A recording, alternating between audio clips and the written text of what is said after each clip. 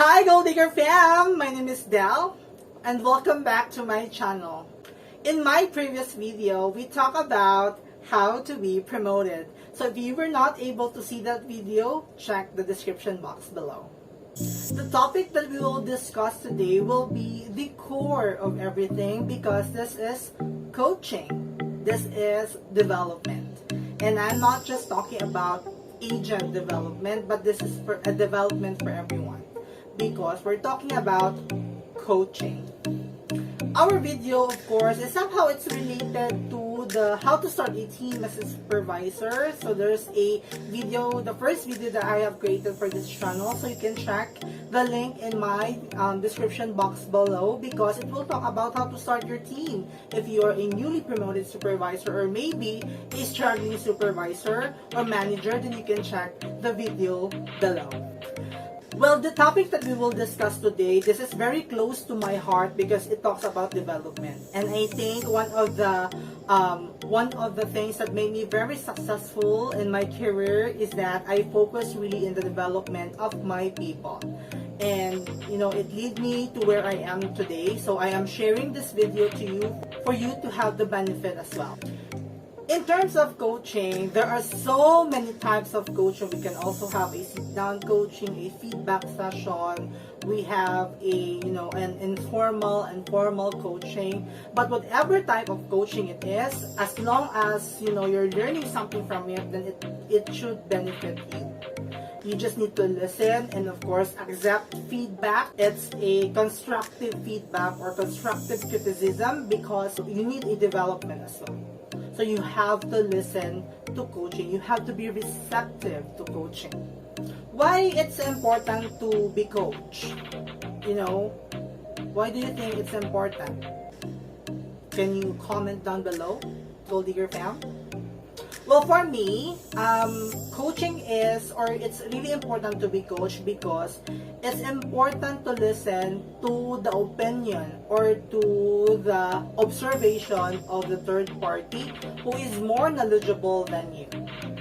That's why successful people are the ones who are receptive in coaching because I always share it to the people that I share my feedback. That feedback is a gift and it's a present that you need to receive, and you should be thankful to the person who's giving the feedback as long as it's constructive. But overall, you have to be thankful for the people who are giving you the feedback, who are coaching you, because in the end of the day, if you will just listen to it and apply it the next time, then you will really you will benefit from it.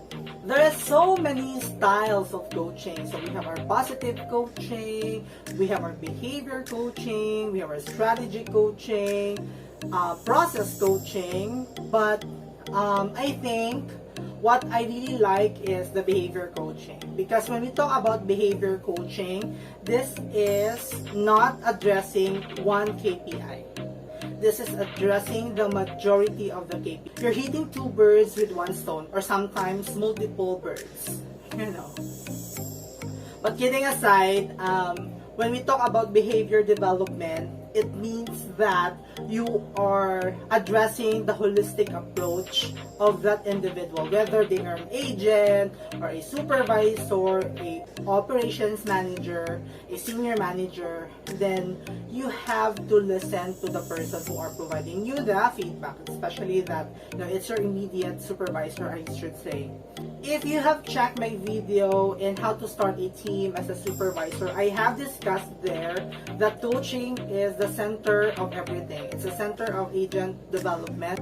So it's really important to make sure that the supervisor, that the operations manager really develop the people under him or her. And one of the things that really major is a behavior coaching. So let's focus first in the behavior coaching because again, coaching is a very broad discussion, and this is just an episode 1. And I'll discuss other coaching styles, coaching types, or whatever type of all the topics around the coaching in some of the sessions again. But again, this is just a first session about coaching. So let's talk about behavior coaching. So there are a few things that you have to establish first before you are coaching your expert or your agent. So it's a really no-no when you are talking to the person or you're providing a feedback and then you are just listening to that one instant, or you're just listening to one call, because you were not able to establish the behavior. When we talk about behavior, it should happen not just in one call. It should be in 2 out of 3 2 out of 3 calls. Then before we'll be able to see that it's a behavior. It's a repetitive behavior that the agent or the supervisor is doing, especially with the agent. So again, you have to establish first the behavior. You cannot just declare that this is your behavior when you just listen to a detractor. For example, the agent got a detractor, then you listen to the detractor. After you listen to the detractor, you were able to establish the behavior. So that's a no-no. You have to make sure that when you have that assumption first, you have to listen to other calls, not a detractor call, I should say, or maybe a promoter call, whatever type of call of that agent. Then you have to establish first that that behavior is really existing with the expert. For example, the tone. So the tone is condescending. So let's focus, or let's not just focus in one detractor, but let us ask ourselves or listen to other calls if it's really happening to other calls as well. If that's really the tone of the expert, or it might be just a instant reaction to the customer's approach or type of the customer maybe. So you have to establish if it's really the behavior.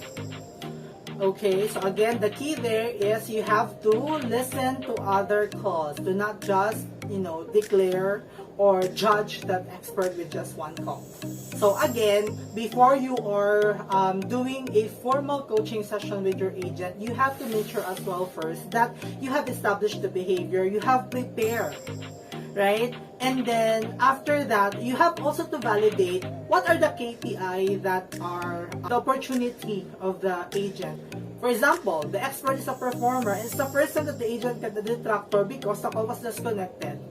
And you listen, you validate it to the other calls, and it's not a behavior of the expert that that the expert is disconnecting the call. So it might be just one instance. So those are examples that what I'm trying to say, that you have to validate it.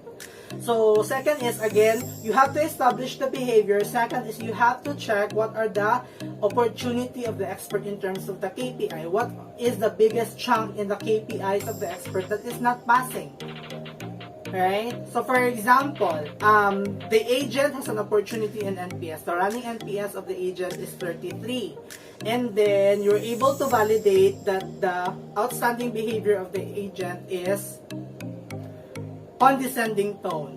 It's because of the accent of the agent. For example, a very Bisaya, right? Sometimes when we are newbie or we are new in the call center, we tend to talk in English, but the accent is Bisaya, right?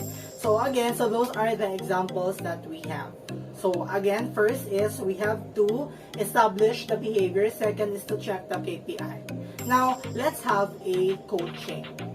After you have identified the behavior and you have identified the KPI, then it's really best to have a sit down or a formal coaching with your agent. So I really like to do that, especially that a behavior is crucial, and you really wanted that your agent will be developed in a span of time where the agent will still get the bonus or incentive. So it's really necessary to speed up the recovery or speed up the behavior of that agent, for that agent to have a good improvement on that specific behavior that you have opened.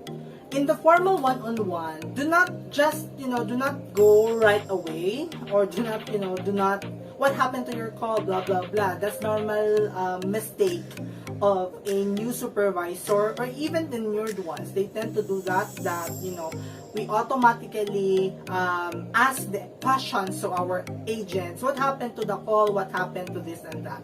Again, you have to go back to prepare your coaching session. You have to be prepared, because just to share, I have encountered, I am a operational excellence champion before. I'm the one who's checking the process and developing the supervisors in terms of their coaching. And I have shadowed one of the coaching session where the agent is really vocal about his experience with a coach.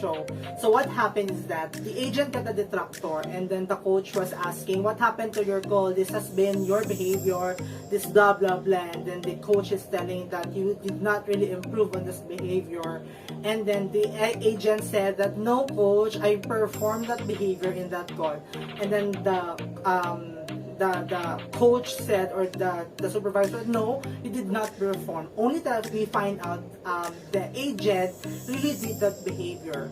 So, we don't want to lose the credibility to our agent, and that's very sad.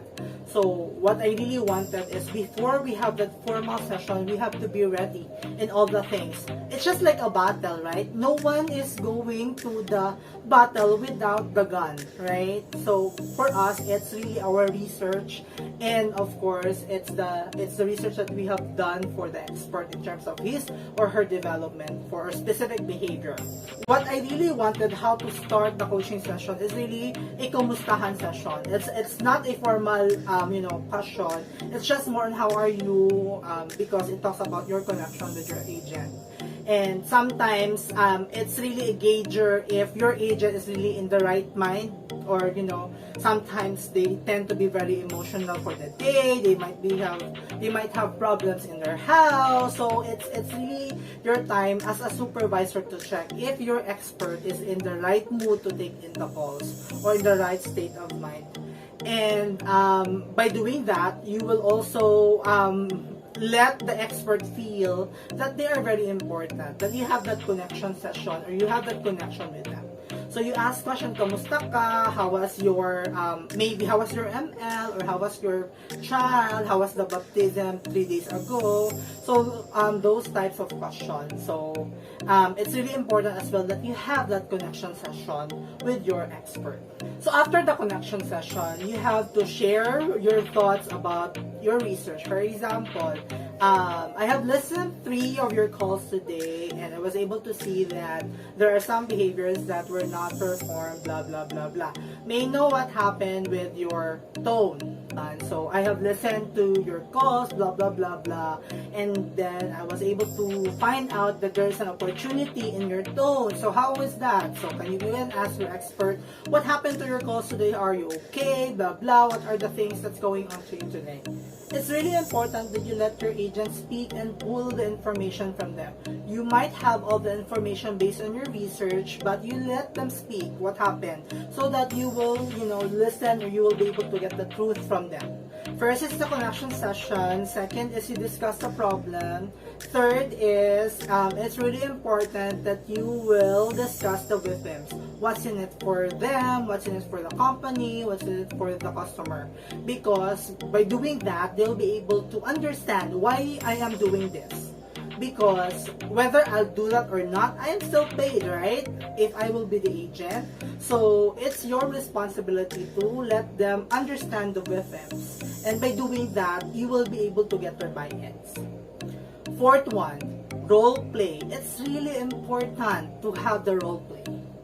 So the role play session should be the coach or the supervisor should do first of how to do the behavior. And I will create, do you want me to create another video about role play? Please comment down below, because it's a broad discussion as well. And then fifth one, what you can do is to ask for your commitment. It's really important to ask for commitment, because we need label, right? Even the ukay-ukay has label, right? No, just kidding. But it's really important to have that commitment, because it's like a contract between you and me, that we talk about this and these are the things that we're going to do. And it's really important as well that part of that commitment is an action plan of how are you going to close that behavior. So it's an action plan where it should be coming from your agent. You know, you ask, so how are you going to improve on this, for example, tone? Maybe you can place a word tone in your monitor for you to be reminded, especially when the customer is very agitated. So it's a reminder for you to be calm. So those are the strategies, but you have to make sure that it's a collaborative effort, not just you as a supervisor will tell your agent that it should be like this. Then I like that it's a collaborative effort from your agent and from you.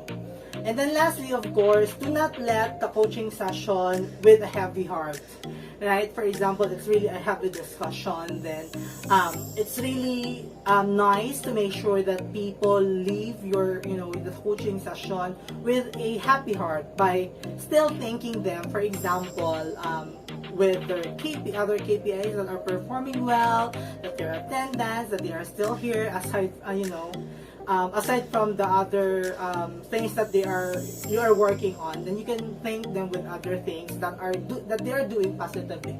And that ends our session. So again, this is just the first session, and I will create a separate session per topic because it's a very, very broad discussion and I don't want to bore anyone. So again, just a recap of what we have discussed today. So again, first, you have to establish the behavior by, of course, listening to not just one call, but at least 2 to 3 calls to validate if the behavior is really a outstanding behavior. Second is you have to make sure that you know the KPI that you are working on or the expert is working on in order for you to drive the correct behavior. So in the sit-down session, you start with the connection session. Second is you discuss the problem, but it's important to pull the information from them. Third one is you have to discuss the with them because it's important for them to realize why they are working on it. Fourth is the role play. It's really important to have, your agent would know what are really your expectations. And then fifth one, you have to ask for the commitment because it's important to be committed in everything that we do. And lastly, we have do not let your expert go with a heavy heart.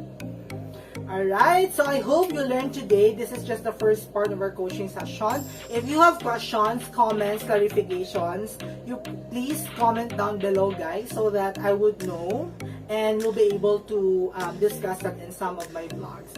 And once again, guys, please subscribe, please like and share this video to anyone who needs this video. I will be happy to discuss everything I know about leadership, about coaching. So please comment down below. You can send me an email at leadershipessentialswithdell@gmail.com if you have any concerns or questions, clarifications. And once again, guys, thank you so much for the love. Once again, this is Del. Bye for now.